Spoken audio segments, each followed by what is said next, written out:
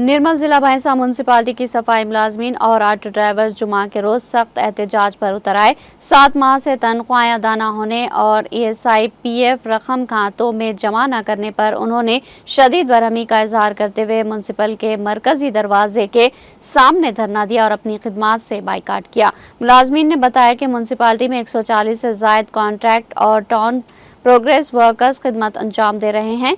हर एक को माहाना 14,500 तनख्वाह मिलनी चाहिए, मगर हुकाम सिर्फ 10,500 ही अदा कर रहे हैं और बाकी 2,500 पीएफ के नाम पर काट रहे हैं। लेकिन आज तक ना पीएफ रकम कहां जमा हुई, इसकी कोई रसीद दी गई और ना ही इसका कोई हिसाब है। एहतजाजियों ने मजीद इल्जाम लगाया कि हर मुलाजिम से अलग से 2,500 भी वसूल किए गए, लेकिन वो रकम भी गायब हो गई।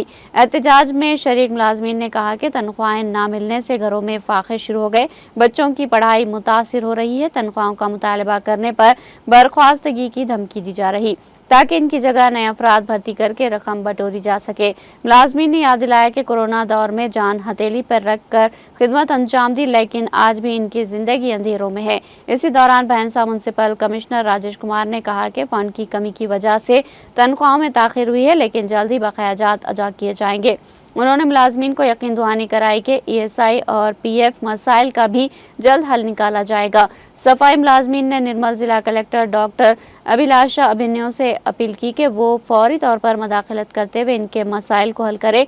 अवाम का भी कहना है कि अवामी नुमाइंदे न होने की वजह से भैंसा शहर की मुश्किलात दिन ब दिन बढ़ रही है और हुकाम अपनी जिम्मेदारियों से फरार इख्तियार कर रहे हैं।